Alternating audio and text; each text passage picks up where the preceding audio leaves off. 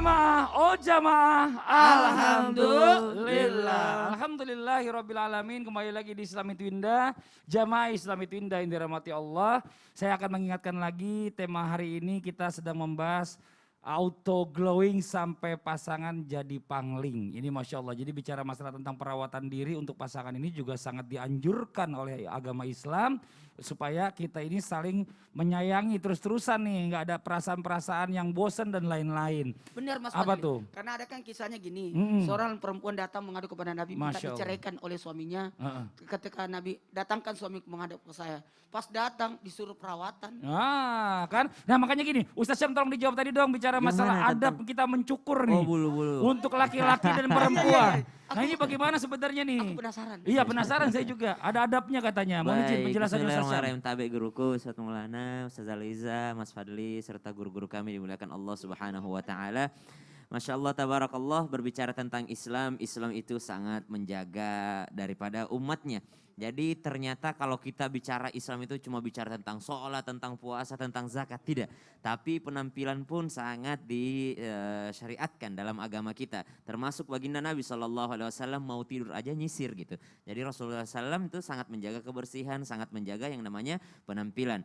Nah subhanallah, tentang bulu ini yang pertama ada bulu yang memang disunnahkan.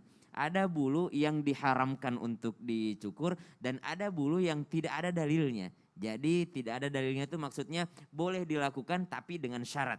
Nah yang pertama yang diharamkan dulu. Yang diharamkan jelas ar-rashi wal murtashi gitu kan. Ya kemudian disebutkan bahwasanya bulu alis. Ya bulu alis itu memang sudah disebutkan jelas dalam dalil bahwasanya Rasulullah SAW melarang untuk mencukur bulu alis. Kemudian ada bulu yang disunnahkan untuk yang namanya dicukur. Yang mana itu bulu kumis. Kumis itu disunnahkan untuk mencukurnya. Kemudian mohon maaf kemaluan ya bulu kemaluan. Kemudian bulu ketiak mohon maaf.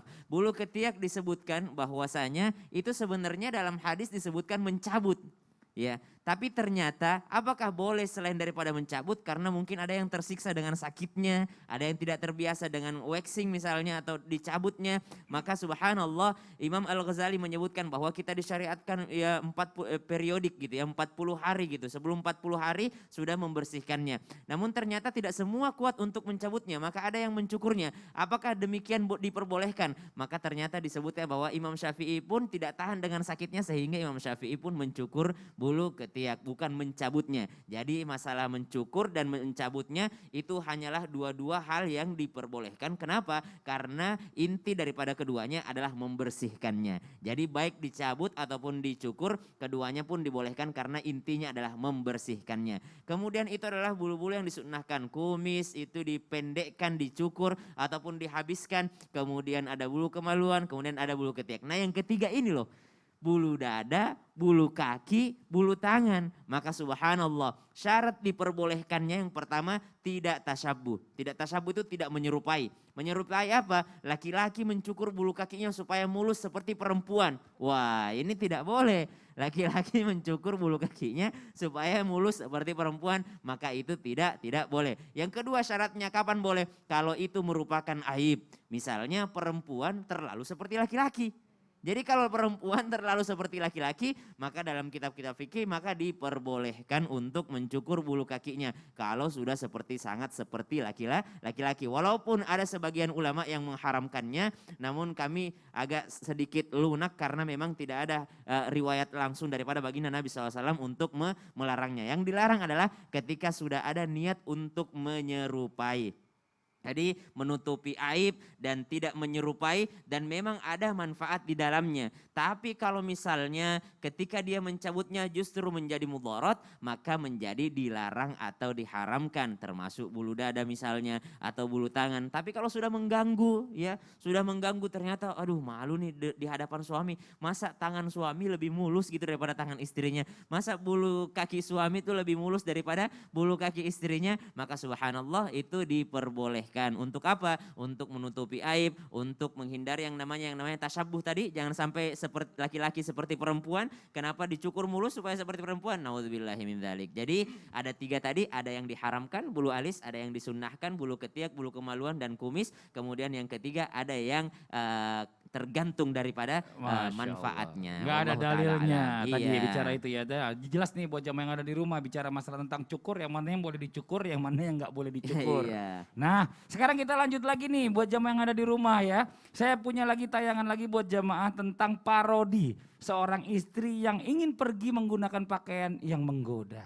Wah, ini dia tayangannya nih. Sayang, aku boleh nggak pakai baju ini keluar rumah? Jangan ngadi-ngadi. Ya nggak boleh lah. Ya terus kenapa kamu like fotonya? Kan berarti kamu suka. Itu like. Bohong. Kalau nggak percaya hapus aja semua cewek di Instagramku. Gitu dong. Zaman sekarang itu banyak banget pelakor. Alasan udah bosan lah, alasan istri kurang seksi lah, alasan gak garis 2 lah. Iya, bener juga istrinya ya. Jadi dia mancing dulu. Boleh nggak aku pakai baju ini? Nggak boleh lah, karena suaminya nge-like. Aduh, buah si malakama katanya. Nah ini pertanyaannya Ustazah nih ya. Bicara masalah tentang wanita nih. Di mana batasan-batasannya sebagai wanita. Karena bicara wanita ini pasti pengen terlihat cantik. Apalagi kalau lagi jemput anak di sekolah. Kumpul sama teman-teman arisannya. Atau mungkin lagi hangout sama teman-temannya. Nah kita bicara masalah tentang batasannya harusnya seperti apa. Nah kadang-kadang juga ada perempuan yang gak dandan juga memang dasarnya cantik. Baru cuma dipoles dikit doang pakai bedak keluar tetap ada orang yang lirik. Nah ini gimana nih harusnya mohon izin penjelasannya silakan. Tafadhol Ustazah Liza. Jamaah. Yeay. Oh jamaah. Yeay. Boleh nggak sih dandan? Sebagai seorang perempuan pastinya ingin tampil cantik keluar. Tapi dandannya seperti bagaimana? Ada di dalam kitab Riyadhus Shalihin hadis mengatakan al-bazazah minal iman. Ma makna al-bazazah? Apa itu arti al-bazazah? Al-bazazah meninggalkan pakaian serba mewah untuk bermegah-megah atau berlaku tawadu padahal ia mampu. Nah, diperhatikan ya. Padahal ia mampu tapi dia tidak menampakkan.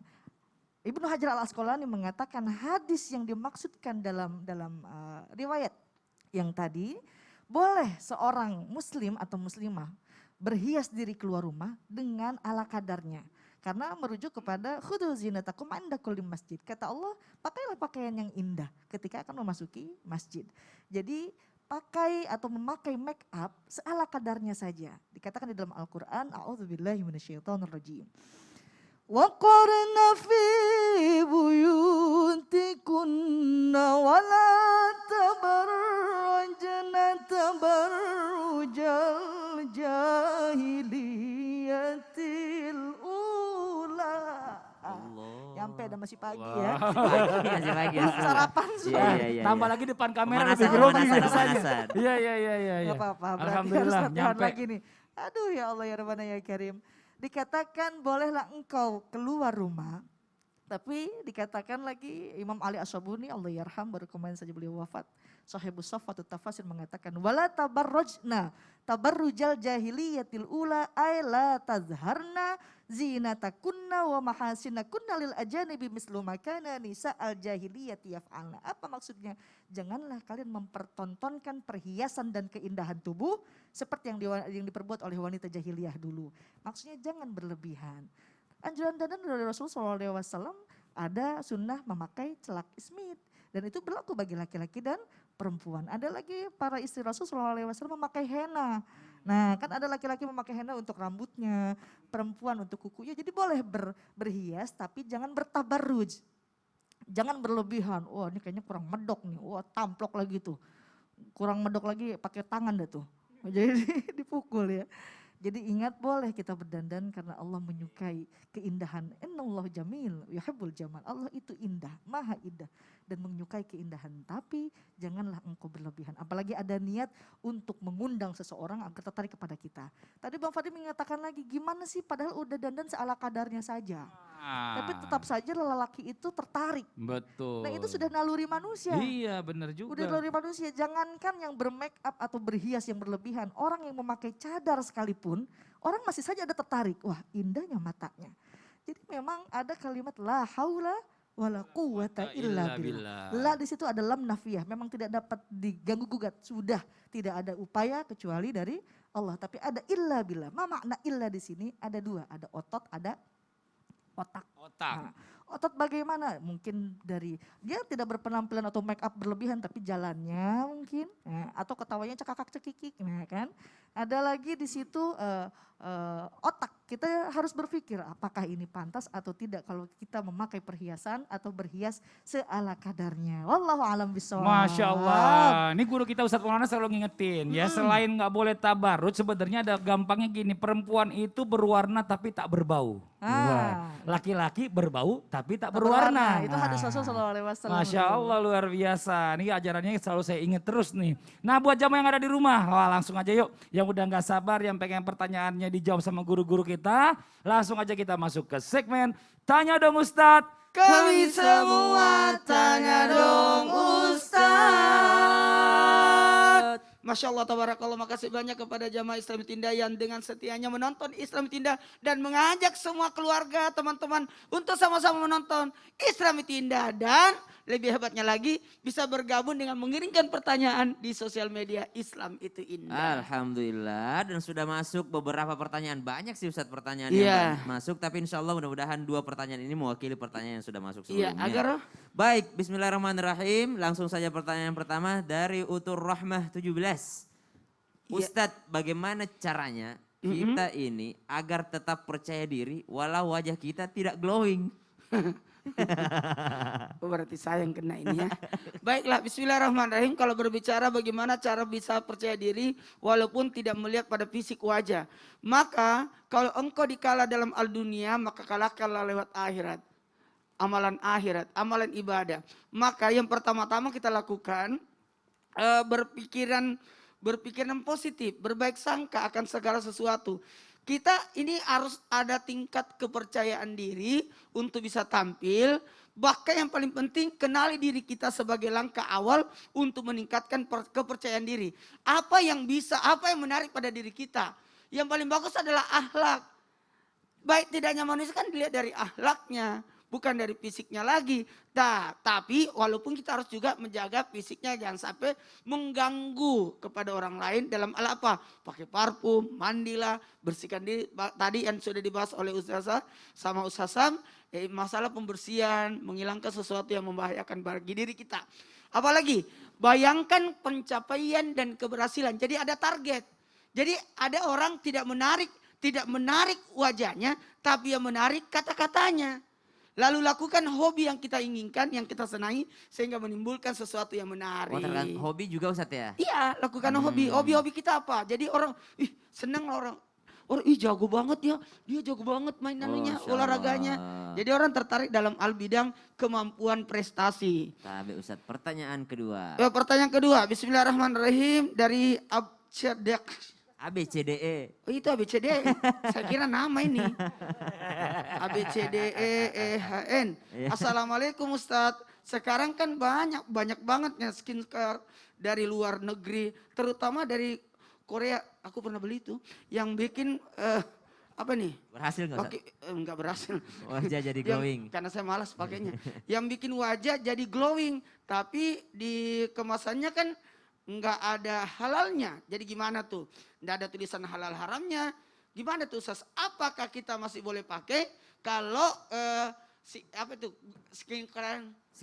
Iya, itu tidak ada tulisan Tidak ada labelnya. labelnya. Ya. Maka subhanallah teman-teman sekalian yang dimuliakan Allah Subhanahu wa taala, penentuan haram itu label halal haramnya itu bisa juga menyangkut dengan keselamatan kita.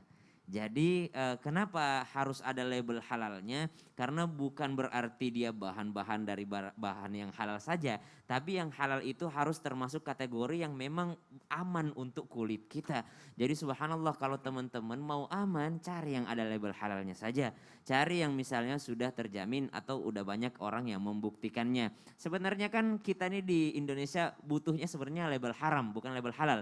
Karena jauh lebih banyak yang halal daripada yang haram. Jadi kita harus tahu yang mana yang haram. Kalau udah tahu yang haram selain daripada itu halal sebenarnya. Jadi lebih gampang kalau ada label haram. Namun subhanallah yang ada malah label halalnya. Jadi teman-teman kalau mau aman, enggak harus sih sebenarnya. Tapi kalau mau aman maka carilah yang ada label halalnya dan sudah ada Kementerian Kesehatannya di situ. Karena ini menyangkut diri kita. Bayangin kalau misalnya bisa merusak wajah yang mungkin pada waktu jangka pendek bagus. Tapi ternyata jangka panjangnya setelah nanti teman-teman udah dewasa malah merusak kulit wajahnya. Naudzubillahi Ya, min tapi dzalik. kita terbantu juga tuh dari pihak Korea, pemerintah Korea, alhamdulillah di mana-mana sudah ada label halal. Wah, alhamdulillah Ustaz ya. Kan saya sudah 5 kali ke Korea jadi. 5 kali, Iya, Ustaz? sudah 5 kali. Ya Allah. Jadi saya pernah bolak-balik. Ya Itu ada Allah. tulisan halalnya juga Oh, jadi Masya enak. Allah, Jadi tabarakallah. ada skincare juga ada tulisan Oh, halal. Masya Allah, tabarakallah. Cari aja yang ada label halal para Iya, Ustaz ya. Nanti nitip Ustaz kalau kesana ke-6 kalinya. Tapi Ustaz ada pertanyaan lagi nih. Ada nggak caranya nih Ustaz biar tubuh tuh terlihat menarik dan jadi sehat? Tapi caranya ini sesuai sunnah Rasulullah. Ada nggak? Menarik sekali karena kita punya agama dalam hal ini Rasulullah mengajarkan kita tuntunan yang luar biasa. Nabi tidak pernah sakit. Nabi terlihat kuat memimpin peperangan di kala usia sudah 60-an. Nabi itu sehat, Nabi itu segar, Nabi itu kuat. Mau tahu rahasia Mau kebersihannya Ustaz, Rasulullah? mau banget. Glowingnya Rasulullah? Mau banget, Kita akan Ustaz. bahas setelah ini, kita akan praktek. Wah, tahu siap praktek Ustaz ya? Iya. Oke, kalau begitu jamaah jangan kemana-mana. Tetap di Islam itu indah. Jamaah, oh jamaah. Alhamdulillah. Biar aja Mas Fadli tuh. Iya, penasaran.